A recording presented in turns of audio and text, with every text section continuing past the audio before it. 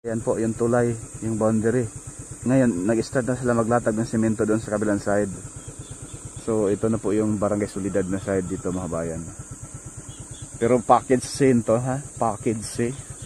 Mula rito, mayroon lang konting hindi na semento doon sa dulo, sa intersection ng Alamino San Pablo Bypass Road. Yung gilid, may mga ano na,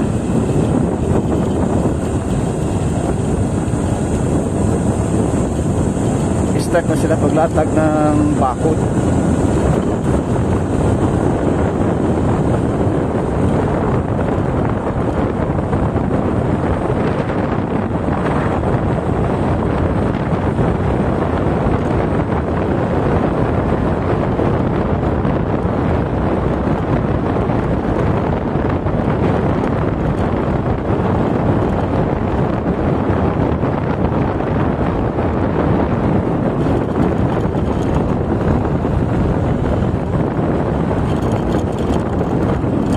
Ito yung Barangay Solidad sa bandang kaliwa, mga kabayan.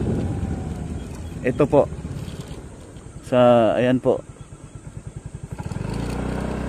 yan yung kalsada na yan, papasok doon sa papuntang Barangay Solidad proper at diretso na doon sa Maharlika Highway. So itong portion na ito ang hindi pa nalatagan ng semento.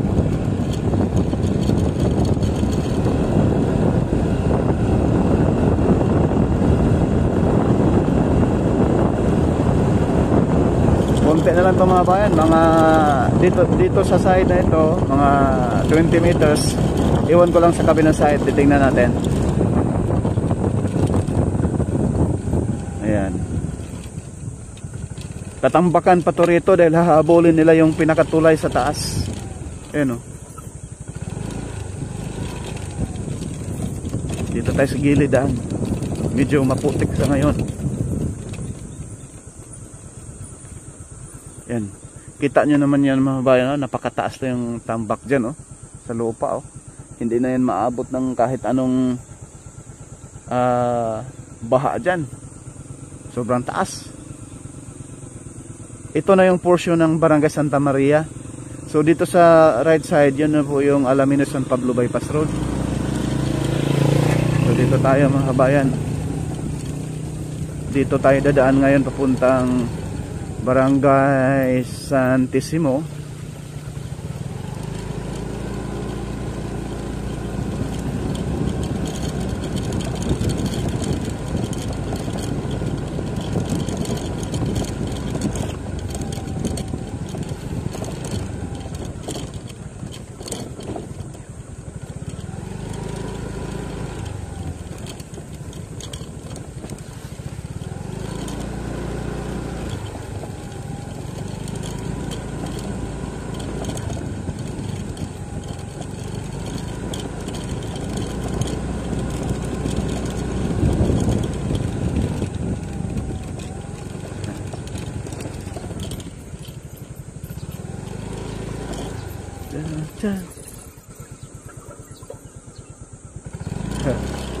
Kuya, padaan. Salamat po. Ayan po, thank you. Mabait naman yung taga-bantay. Sana all.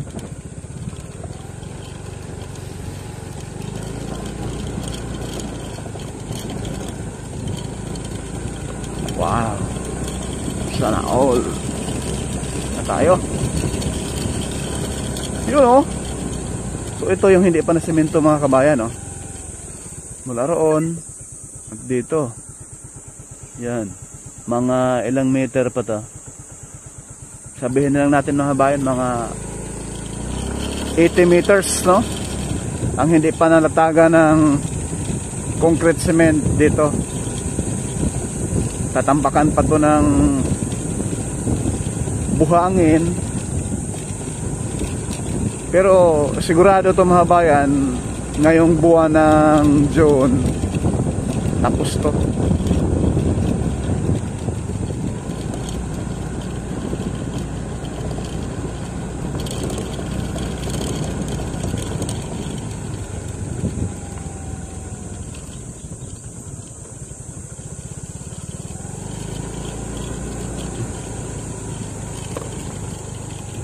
Yeah. Po. Ah. Salamat. Ayan. Salamat po. Taka sa'yo. Okay lang po to. Salamat. Salamat, sir. Diretso mo lang ako sa Tiaong. Oo. Yan na bayan. Hiningan tayo ng sticker. Kilala tayo rito. Kilala tayo na vlogger na makapalang mukha. Kahit bawal pumasok, pumasok pa rin tayo para ihatid ko po sa inyo mga bayan yung latest progress ng South Luzon Expressway Toll Road 4.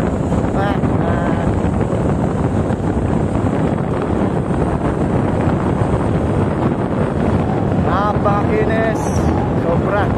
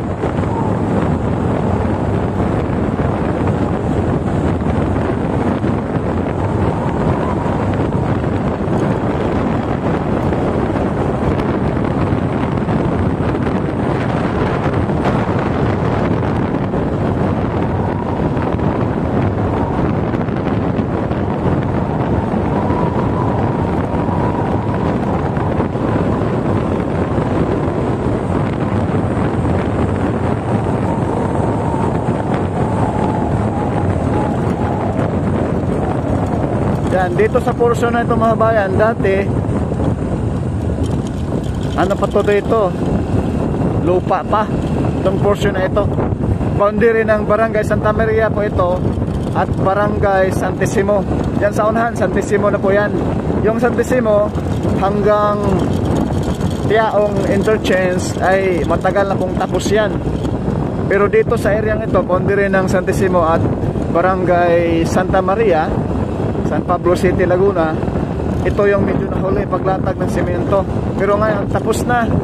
Noong last 2 months tayo nag-update rito, hindi pa sementado. Ngayon sementado na. Sana all.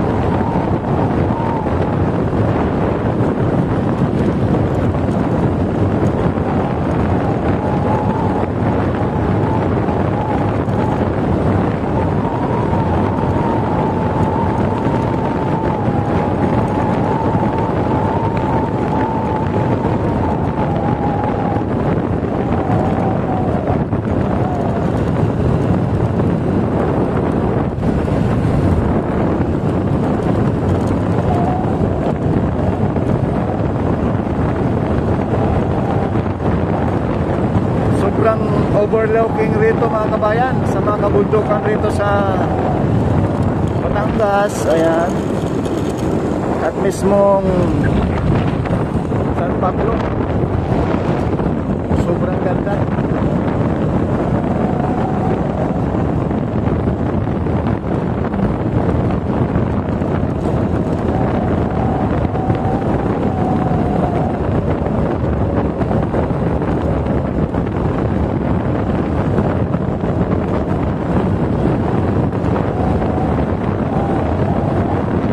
Ganda-ganda naman. Yuhu! Mapapasana all ka na lang. Look at that. So, 1, 2, 3, 4, 5, 6. 6 na palapag eh. Napaka ano naman.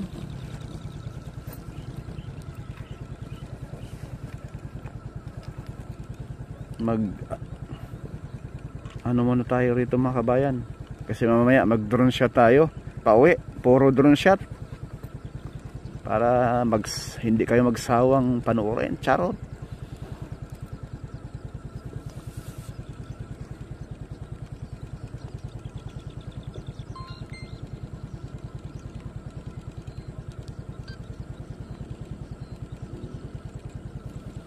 Ayun, oh.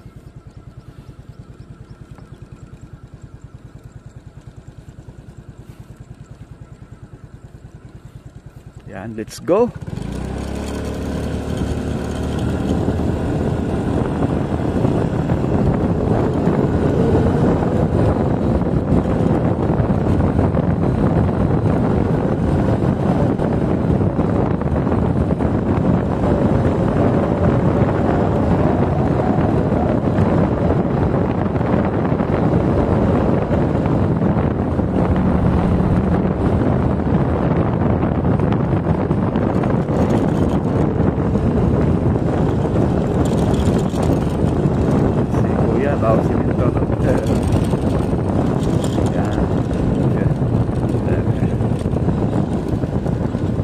Yan po mga bayan, no? Dito ay last 3 months, no? Wala pang simento to rito. Pero ngayon, simentado na mga kabayan. Ang ganda naman, oh. So, sana all! Yuhuu! Look at that! Grabe. Ganda.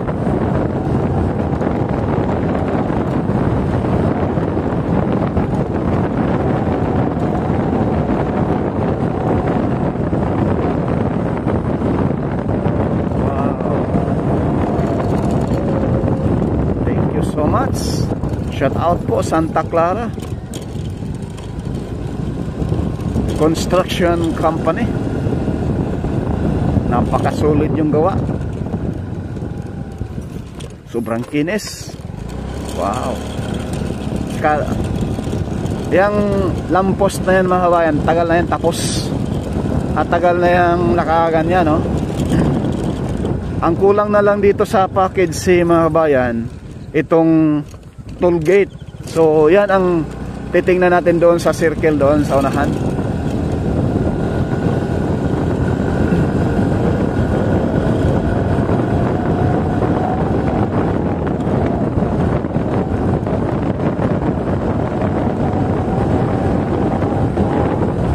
Ano na yung progress din sa toll gate dyan sa unahan mga kabayan.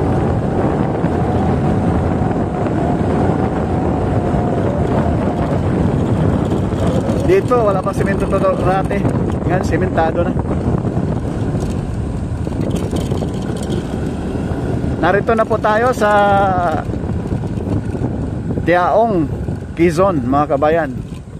Nakalampas na tayo sa boundary ng Barangay San Isidro, San Pablo City, Laguna. Yun po yung pinaka-last na barangay bago mag Quezon, Tiaong, Quezon mga kabayan. Wow, grabe, sobrang ganda.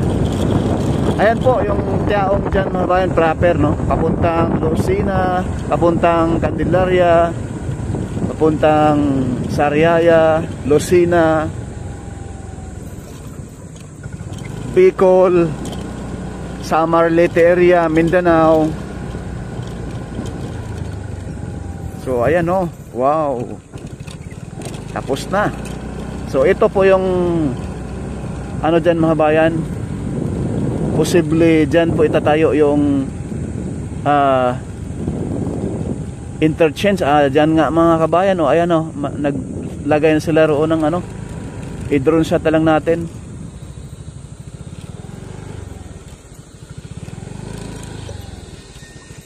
Wow, ang ganda naman. Hanggang ngayon may nagtrabaho, oh. Yan, oh mga kabayan, tuloy-tuloy yung gawa. Ayun, oh. May gumagawa sa ngayon doon mga kabayan. So ngayon dito diretso muna tayo. Anuhan natin ng drone shot doon sa dulo. Doon.